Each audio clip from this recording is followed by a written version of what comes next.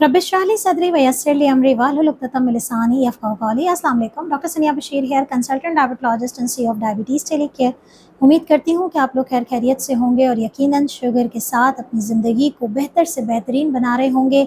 बदलते मौसम के साथ यकीनन हमें अपनी ज़िंदगी में बहुत सारी तब्दीलियाँ करनी पड़ती हैं। जिस तरीके से बदलते मौसम के साथ हम अपने पहनने के, ओढ़ने के अतवार को चेंज करते हैं, हमारे रूटीन्स चेंज हो जाते हैं, बिल्कुल इसी तरीके से हमारे खाने पीने के तरीक़ों में भी तब्दीली ज़रूरी है। और ख़ास तौर पे मैं शुगर के मरीज़ों को गर्मियों में मेरी कोशिश होती है कि हम उन लोगों को इस तरीके से गाइड करें, क्योंकि गर्मी जो है वो बहुत ज़्यादा हाई रिस्क होती है कि आपकी शुगर के लेवल्स को बढ़ाएँ। इसकी बहुत सारी वजूहात होती हैं। आप सब जानते हैं कि पानी की कमी हो जाती है और पानी की कमी और ज़्यादा से ज़्यादा जो है वो एक मीठे की क्रेविंग होना या जूस वगैरह का इंटेक होना, ये बहुत सारी ऐसी चीज़ें हैं जो कि शुगर को बढ़ा देती हैं।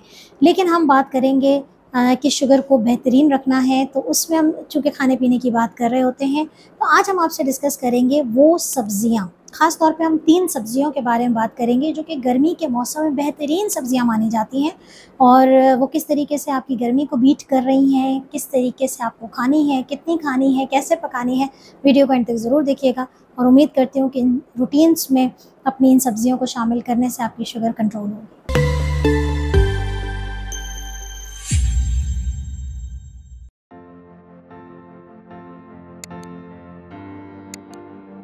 जी, सबसे पहली सब्ज़ी जो शामिल होती है, जो गर्मियों में ख़ास तौर पे खानी चाहिए, वो है लौकी। लौकी जिसे हम बेसिकली बॉटल गार्ड कहते हैं। लौकी वैसे अगर हम इस्लामिक पॉइंट ऑफ व्यू से देखें तो ये हमें सुन्नत नबी सल्लल्लाहु अलैहि वसल्लम से भी हमें मिलता है, इसकी रिवायतें मिलती हैं कि लौकी जो है वो हुज़ूर पाक सल्लल्लाहु अलैहि वसल्लम की पसंदीदा सब्ज़ियों में से थी। तो लौकी जो है वो गर्मियों में इसलिए बेहतरीन होती है क्योंकि इसके अंदर पानी की मिकदार बहुत ज़्यादा होती है और अल्लाह ताला का भी करम है कि इस जो गर्मियों का मौसम है उसमें हमें पानी वाली सब्ज़ियाँ और पानी वाले फल जो हैं वो खाने चाहिए। तो लौकी जो है वो एक तो आपकी पानी की मिकदार को बढ़ाती है, इसलिए आपको हाइड्रेट रखती है, आपकी शुगर्स को कंट्रोल रखती है। आपके ब्लड प्रेशर, अगर आप हाई ब्लड प्रेशर के पेशेंट हैं और गर्मियों में गुस्सा, चिड़चिड़ापन बहुत ज़्यादा आता है, तो आपको लौकी का इस्तेमाल करना चाहिए। बहुत सारे लोग लौकी का पानी पीते हैं। अच्छा, कोशिश करें आप लौकी का पानी, क्योंकि किसी भी सब्ज़ी को, फल को जब आप इतना पका लेते हैं कि उसका रस निकलता है, तो डेफ़िनेटली उसका जो उसके अंदर जो मौजूद शुगर कंटेंट है, जो मौजूद है कार्बोहाइड्रेट, वो भी बढ़ जाता है। आप इसको पका के खा लें और इसका आप इस्तेमाल करें, इसको एज़ अ सब्ज़ी बनाएं, लेकिन कोशिश करें कि इसको आप आलू के साथ इस्तेमाल ना करें अगर आपकी डायबिटीज़ कंट्रोल नहीं है तो आप आराम से जो है वो लौकी को ख़ास तौर पे गर्मियों में दोपहर में आप इस्तेमाल करें।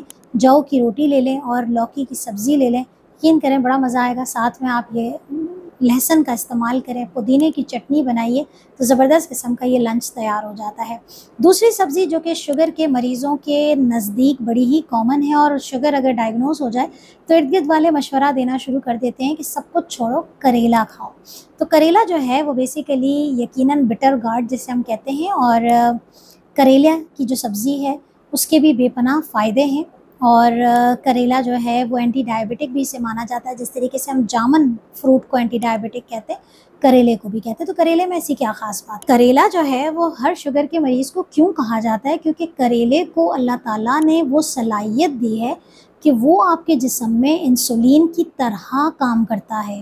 बात को गौर से सुनिएगा, समझिएगा कि करेला आपके जिस्म में इंसुलिन की तरह काम करता है। तो अगर आप टाइप 1 डायबिटिक पेशेंट हैं और करेला खाते हैं तो आप इंसुलिन के एडजस्टमेंट्स कर सकते हैं।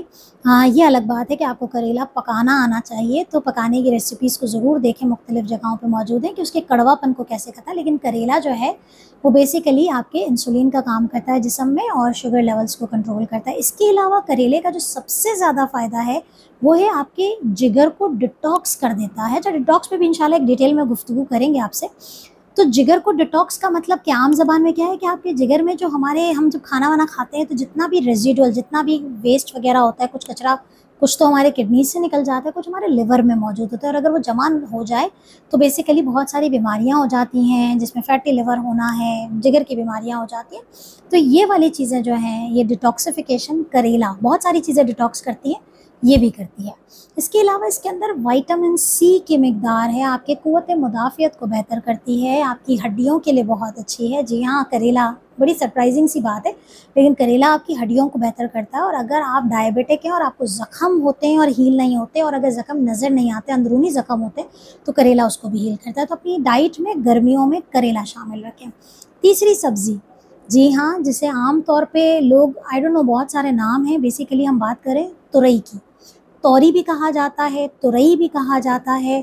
अच्छा, इसमें भी मुख्तलिफ़ वैराइटीज़ आती हैं और हमने अलग-अलग इसको सब्ज़ी को वीडियोज़ में कवर किया है। आप हमारे चैनल पे सब्सक्राइब करें, हम नोटिफिकेशन आती रहेंगी। तुरई जो है वो भी 2 किस्म की होती है, एक तो सिंपल तुरई होती है और एक होती है घिया तुरई।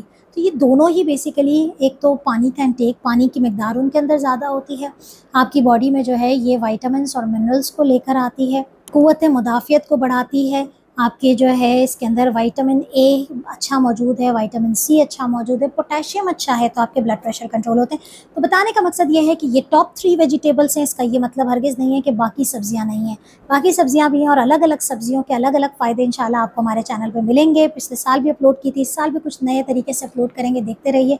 और गर्मियों में अपनी शुगर्स को कंट्रोल करें, अच्छा खाएँ, अच्छा पिएँ और स्ट्रेस से बचें। अपना बहुत ख्याल रखिएगा, दुआ में याद रखिएगा। अल्लाह हाफ़िज़।